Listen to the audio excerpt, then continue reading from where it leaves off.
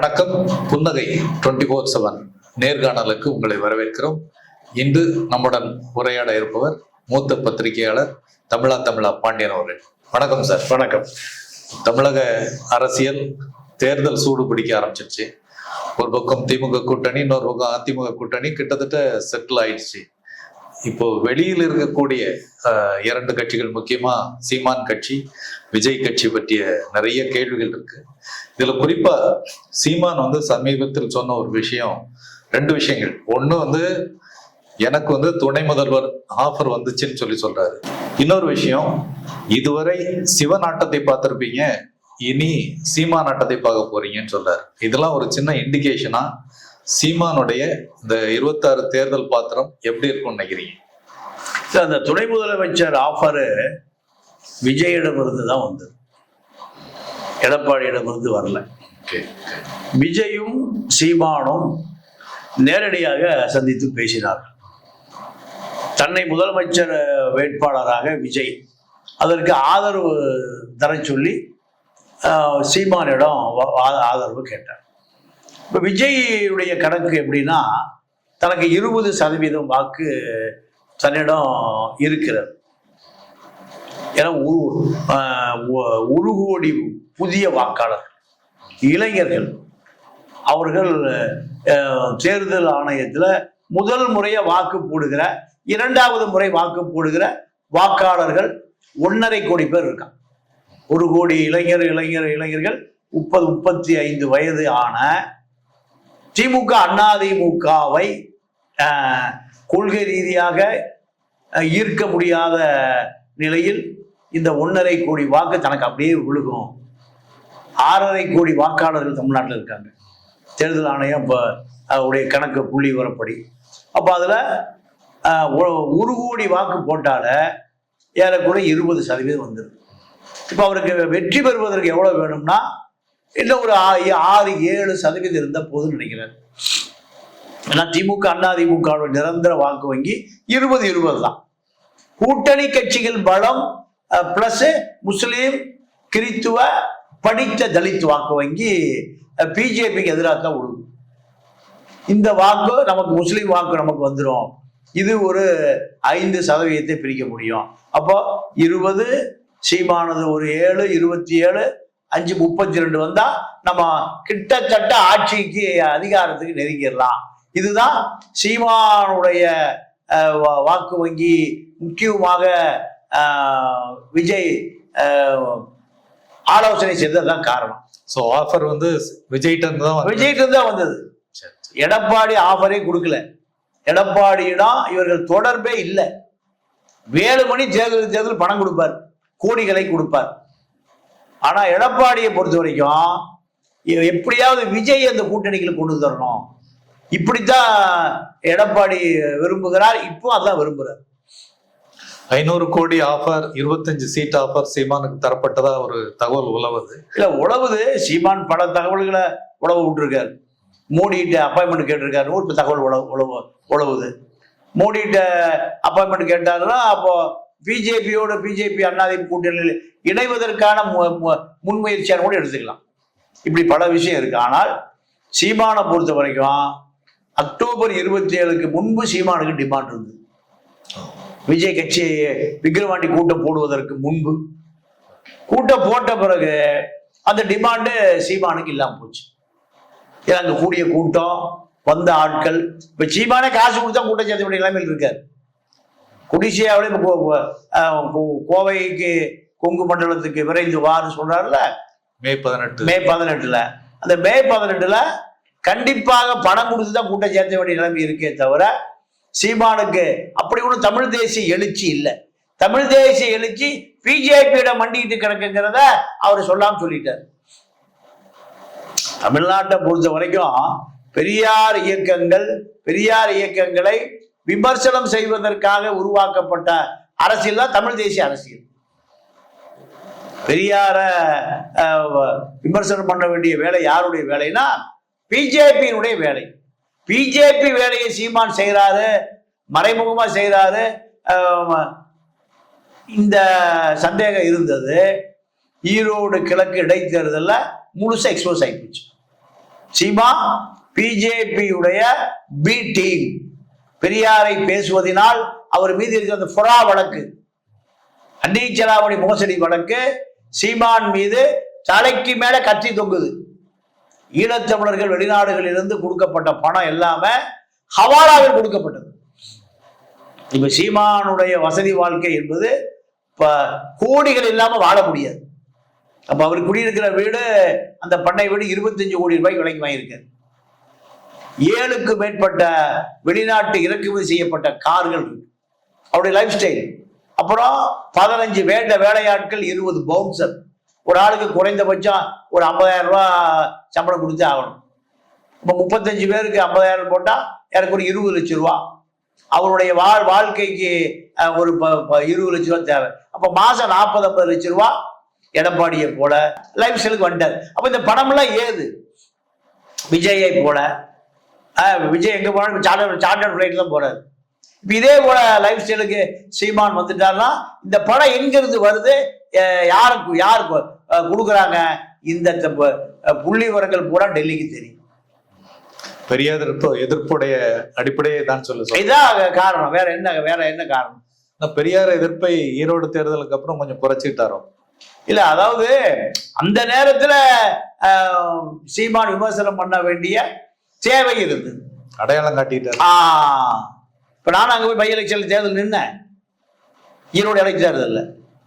அப்போ அங்க பாக்குற பொழுது சீமானுக்கு கடுமையான எதிர்ப்பு இருந்து என்னால பார்க்க முடிஞ்சது.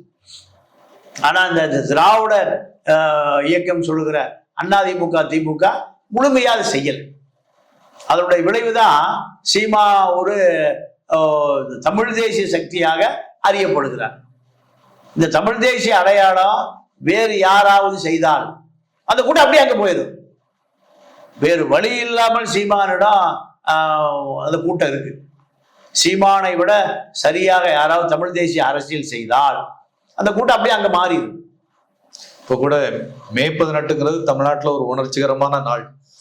அன்றைக்கு ஒரு திரைக்கலைஞர்களோட ஒரு கூத்து நிகழ்ச்சி இருக்கு. ஆனா சீமான் போன்றவர்கள் அதை பெருசா எதிர்க்காம பெயரளவிலான ஒரு கூட்டத்தை தான் கொடிஷா நடத்துறாருன்ற ஒரு பேச்சு இருக்கு. இன்னும் அதுக்கான திறனறி கலெக்ஷன் ஒரு பக்கம் நடந்துட்டு இருக்கு. ஸோ இதை பற்றி உங்களுடைய கருத்து? இல்லை, இப்போ அந்த மே 18 கன்னியாகுமரியில் போய் வைக்க வேண்டிய அவசியமே இல்லை. இந்த விஷால் ரெட்டிக்கு, இந்த விஷால் ரெட்டியை ஒருவேளை இலங்கை தூதரகம் இயக்குகிறதோடு சந்தேகம் வருது. சென்னையில நடத்தலாம், மதுரையில் நடத்தலாம், திருச்சியில் நடத்தலாம். இந்த ஸ்டார் நைட்டை கன்னியாகுமரி நடத்த வேண்டிய அவசியம்? கன்னியாகுமரி சுற்றுலா பயணிகள் வர்ற ஒரு இடம். அங்க பெரிய லட்சக்கணக்கான கோடிக்கணக்கான டிக்கெட் விற்காது. ஆனால் இந்த நிகழ்ச்சியை நடத்துவதற்கு என்ன அவசியம் தேவை? ஏன்னா அந்த மே 17, 18 தொடர்ச்சியா இங்க இருக்கக்கூடிய இயக்கங்கள் பூராம மெழுகுவந்தி ஏந்தி தமிழ்நாடு முழுக்க இல்லாம ஈழத்தமிழர்கள் உலகத்தில் எங்கெங்க வாழ்கிறார்களோ அங்க பூரா அது உணர்ச்சி மயமான ஒரு நினைவேந்தலா இருக்கும். இத கொலாப்ஸ் பண்ணுவதற்காக இலங்கை அரசாங்கமே தூதரகமே விஷால் ரெட்டி ஏற்பாடு பண்ணி கொடுத்துருக்குன்னு நான் அடிச்சு சொல்றேன். ஏன்னா பல பேர் இலங்கை தூதரகத்தினுடைய கட்டுப்பாடுல இருக்காங்க. அவர்களுடைய பொருளாதார உதவியோடு தான் இங்க பல அரசியல் நடக்குது. என்னால பார்க்க முடியும், என்னால நேரடியாக ஆதாரபூர்வமா கூற முடியும். இப்ப அதே கதை தான் சீமானுக்கும். சீமா ஏன் அந்த விஷால் ரெட்டியுடைய நிகழ்ச்சியை எதிர்ப்பை தெரிவிக்கல? அதை எதிர்ப்பு தெரிவிக்காம இருப்பதற்காக தான் இவர் கோயம்புத்தூர் கொடிசியால அதே தேதியில போடுறாரு. ஒண்ணு கூட தொடர்பு இருக்கு. சோழியம் குடிமை சும்மா ஆடாது. சீமானை பொறுத்த வரைக்கும் சீமானுக்கு எங்காவது இருந்து உத்தரவு வந்தா தான் நிகழ்ச்சி நடத்துவார். எங்கிருந்து வரும்? அது இலங்கையில இருந்தா வரும், இல்லைன்னா டெல்லியில இருந்து வரும். ரெண்டுமே ஒரே கட்டளை மையம் தான். சீமா இது வரைக்கும் இந்த கட்சி நிகழ்ச்சிக்காக எத்தனை மாநாடு போட்டிருக்காரு, அந்த ஈழ பிரச்சனைக்காக எத்தனை ஒருங்கிணைப்பு கூட்டத்தை போட்டிருக்காரு? எதுவுமே இல்லை. 15 வருஷம் ஆச்சு. 15 வருஷத்துல சீமானுக்கு அடுத்தபடியா உள்ள ஒரு தலைவரை கூட காண முடியல. இருக்கிற தலைவர்கள் பூரா கிளம்பி எல்லாம் வேலுமணி போய் சேர்ந்துட்டான். காரணம் சீமான்ட்ட ஒண்ணுமே இல்லை, கொள்கை இல்லை, எல்லாமே போலித்தனம். விஜயலட்சுமி வழக்குல போலீஸ் ஸ்டேஷனுக்கு வடசரவாக்க போலீஸ் ஸ்டேஷன்ல இருந்தே மீள முடியல. இவர் எப்படி தமிழ் தேசியத்தை மீட்டெடுப்பார்? 15 ஆண்டு காலம் தமிழ் தேசியத்தினுடைய அடையாளமாக அடையாளப்படுத்தப்பட்ட யாராவது தலைவர்களை காமிங்க, இளைஞர்களை காமிங்க. திமுக வளர்ந்ததுன்னா 1000க்கு மேற்பட்ட இளைஞர்கள் வளர்ந்தான். திராவிட இயக்கம் வளர்கிற போது பெரியாரால் பல ஆயிரக்கணக்கான இளைஞர்கள் தமிழ்நாடு முழுக்க வளர்ந்தார்கள். இப்போ அதே அளவு வீரியமான இயக்கம் தான் இந்த தமிழ் தேசிய இயக்கம். இந்த தமிழ் தேசிய இயக்கத்துல சீமானோடு பயணித்த பல சீமான் உருவாயிருக்கணும். ஆனா அப்படி உறுத்தியுமே இல்லை, இருக்கிறவனை விட்டுட்டு வேலுமூர் விட்டு போயிட்டு இருக்காங்க. அப்போ சீமானுடைய நோக்கம் என்ன? விஜய் கூட்டணி சேர்ந்து ஆரம்பத்துல முதல் சுற்று பேச்சுவார்த்தை நடக்கிற பொழுது விஜய் முதலமைச்சர் வேட்பாளர், சீமான் துணை முதலமைச்சர் வேட்பாளர், எனக்கு ஆதரவு கொடுங்கன்னு விஜயும் சீமானும் முதல் முறை சந்திச்சு பேசி உண்மைதான். ஆனால் முதல் முறை பேச்சுவார்த்தையிலேயே முடிஞ்சு போச்சு. இவரு நான் சிஎம் கேண்டேட் எடுக்கிறார் சீமான், விஜய் நான் சிஎம் கேண்டேட் எடுக்கிறார், எனக்கு நீங்க ஆதரவு கொடுங்கன்னா இப்போ சீமானை முதலமைச்சர் ஆக்குவது விஜயுடைய வேலையில், விஜய் முதலமைச்சர் ஆக்குவதுதான் அவருடைய தேவை. அப்போ சீமானுடைய ஆதரவு தேவையில்லைன்னு அவர் முடிவு பண்ணிட்டார். முதல் சுற்று பேச்சுவார்த்தையே தோல்வி. சீமான் சொல்லியிருக்கிறார் இல்லையா, இதுவரை சிவநாட்டத்தை பார்த்தீங்க, சீமாநாட்டத்தை பார்க்க போறீங்க. ஸோ 2026 தேர்தலில் சீமானுடைய பங்கு எப்படி இருக்கும்னு நினைக்கிறீங்க? இல்ல, சீமானுடைய பங்கு ஏற்கனவே 8% வச்சிருந்தாரு. ஆமா, அதை தாண்டுவாரா இல்ல ஒரு பெரிய பொறுப்புக்கு வருவாரா?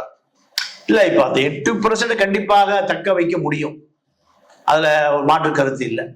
ஏன்னா அந்த தமிழ் தேசிய உணர்வு உள்ள இளைஞர்கள் விஜய்கிட்ட இருக்கிற ஆட்கள் அப்படி இல்லை. அது ஒரு சதை கவர்ச்சியில் இருக்கான். சினிமா கிளாமர், பாலியல் உணர்வுகளை தூண்டக்கூடிய ஒரு அடையாளம் தான் விஜயும் விஜய் கட்சி. அதுக்குள்ள எந்த விஷயம் இல்லை, கோட்பாடு கொள்கை கோட்பாடோ எதுவுமே இல்லை. எல்லாமே சினிமா கிளாமர் தான். சிலுக்கு கடிச்சிட்டு ஆப்பிள வச்ச ஏழை விட்டு எடுக்கிற கூட்டம் அது. குஷ்புக்கு கோயில் கட்டி குஷ்பாம்பிகைன்னு சாயம் போடுற கூட்டம், அந்த கூட்டம் தான்.